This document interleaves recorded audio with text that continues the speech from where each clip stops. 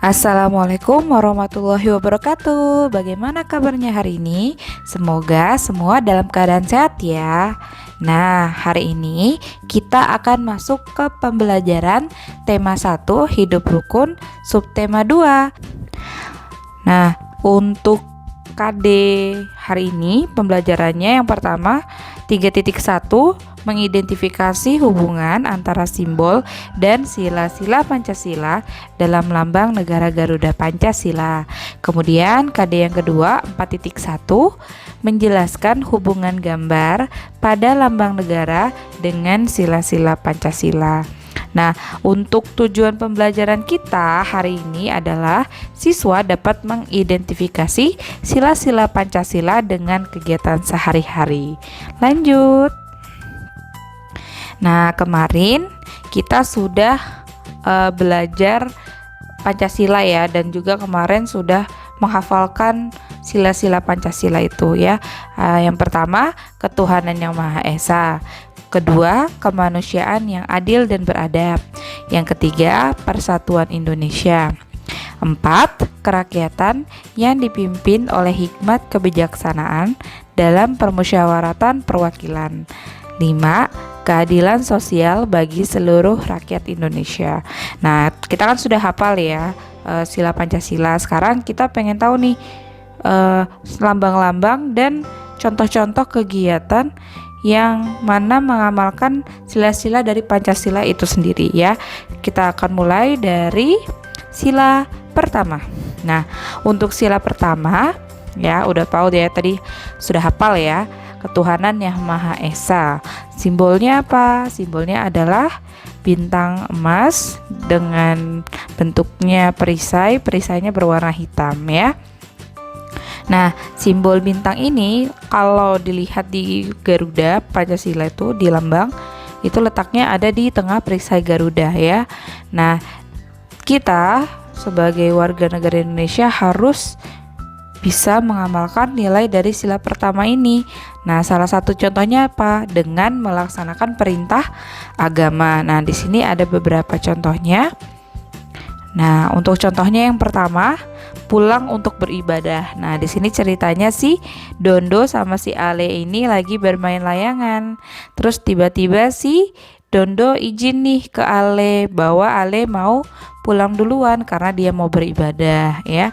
Kemudian yang kedua, contohnya di sini ada Uni ya. Uni lagi main nih. Kemudian Uni izin ya sama temennya, aku izin dulu ya, setelah giliran aku mau sholat asar ya. Kemudian yang ketiga nih, ceritanya ada si Edo dan Udin. Si Udin izin nih, bilang ke Edo, hari sudah sore Do, aku permisi pulang ya, aku harus beribadah. Nah, ini adalah 3 contoh pengamalan dari sila pertama ya, dimana mereka walaupun mereka sedang bermain, sedang ngumpul asyik dengan temannya, mereka tidak lupa untuk beribadah ya kepada Tuhan. Lanjut. Nah, di sini kalau kalian perhatikan silahkan dibuka buku masing-masing halaman 63. Nah, di situ ada gambar. Kita ditugaskan untuk mengurutkan gambar-gambar di bawah ini agar menjadi sebuah cerita yang runtut. Nah, dari keempat ini mana sih yang satu yang awal ceritanya? Oke. Nah, ceritanya ternyata yang awal adalah ini ya. Si siapa? Udin mengetuk rumah Edo ya. Itu kalau adabnya kalau kita mau ke rumah orang harus ketok pintu ya, nggak boleh langsung masuk aja.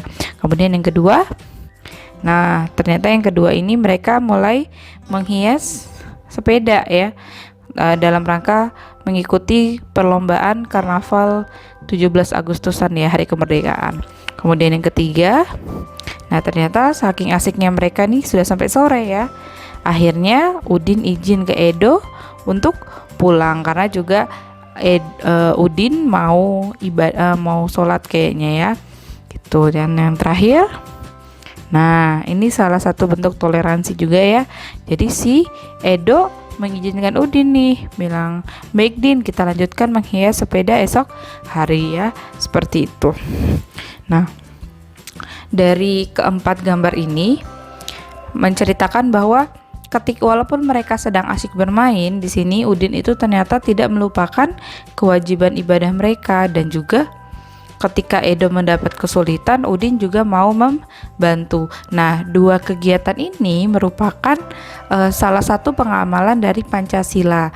Kalau membantu orang lain berarti sila kedua. Kemudian kalau yang berhubungan dengan ibadah, kewajiban beribadah, itu sila pertama ya. Oke, lanjut sila kedua. Sila kedua bunyinya adalah kemanusiaan yang adil dan beradab. Contoh simbolnya adalah rantai ya, rantai emas, warnanya kuning emas, berlatarkan warna merah ya. Dari sila ini itu mengajarkan kita itu harus yang namanya selalu berbuat baik. Kita tidak boleh jahat kepada orang ya. Nah, di sini ada contohnya. Yang pertama adalah menolong teman ketika terjatuh ya. Kemudian contoh kedua, mengajak teman bermain bersama ya.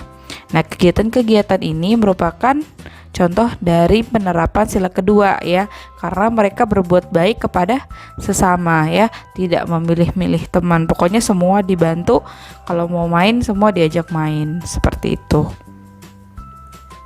Lanjut sila ketiga, Persatuan Indonesia. Simbolnya adalah pohon beringin ya. Pohon beringin warna hijau, pohonnya besar dan rindang. Kemudian untuk latarnya ini berwarna putih ya. Dan simbol ini terletak di sebelah kanan atas perisai. Nah, di sila ini mengajarkan kita untuk menjaga persatuan. Jadi misalnya menjaga kerukunan dan kekompakan saat bermain ya, itu penerapannya. Nah, di sini ada contohnya. Yang pertama, kompak saat menari ya. Kemudian yang kedua, kompak saat bermain sepak bola. Ini yang ketiga, kompak saat bernyanyi bersama ya. Ini juga sama, ketika bermain juga harus kompak. Nah, kegiatan-kegiatan ini ketika kita bermain, berkumpul dengan teman, merupakan salah satu contoh penerapan dari sila ketiga. Lanjut, sekarang kita masuk sila keempat. Sila keempat bunyinya adalah kerakyatan yang dipimpin oleh hikmat kebijaksanaan dalam permusyawaratan perwakilan. Nah, simbolnya adalah kepala banteng ya. Kepala bantengnya warnanya hitam dan putih. Kemudian latar belakang dari kepala bantengnya adalah warna merah. Kepala banteng itu letaknya di sebelah kiri atas perisai. Nah, dari sila keempat ini merupakan sila keempat ini diamalkan dengan melaksanakan musyawarah ya. Jadi seluruh kegiatan yang berhubungan dengan musyawarah berarti kita sudah menerapkan yang namanya sila keempat. Nah, ini untuk contohnya. Yang pertama misalnya musyawarah untuk membagi tugas ya, misalnya tugas kelompok. Yang kedua, musyawarah menentukan tarian untuk pentas ya. Dan yang terakhir misalnya musyawarah untuk menentukan ketua kelas ya. Itu merupakan contoh dari penerapan sila keempat. Lanjut. Nah, coba kalian buka di buku tema kalian masing-masing halaman 90. Nah, di situ ada sebuah cerita teks bacaan ya. Ibu akan bacakan. Setiap anak mengemukakan pendapat secara bergantian. Ada 4 lagu yang diusulkan. Akhirnya lagu wajib belajar dipilih untuk dinyanyikan. Setelah bermusyawarah, para siswa merapikan kelas. Ketua kelas memimpin pembagian tugas. Setiap siswa melaksanakan tugasnya masing-masing. Kelas menjadi bersih dan nyaman untuk belajar. Musyawarah untuk memilih lagu yang akan dinyanyikan merupakan penerapan sila keempat Pancasila. Para siswa bergotong royong merapikan kelas merupakan penerapan sila kelima Pancasila. Jadi dari teks ini ada 2 kegiatan yang menerapkan sila Pancasila ya.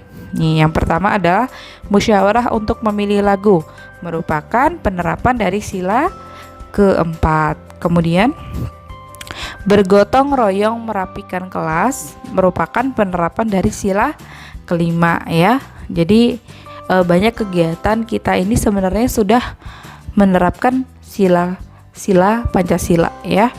Kemudian lanjut, kita masuk sila kelima. Sila kelima, keadilan sosial bagi seluruh rakyat Indonesia. Lambangnya adalah padi dan kapas ya. Padinya berwarna kuning, kemudian kapasnya berwarna putih dan daunnya ada hijau. Latar belakangnya adalah warna putih. Simbol ini terletak di bagian kiri bawah perisai.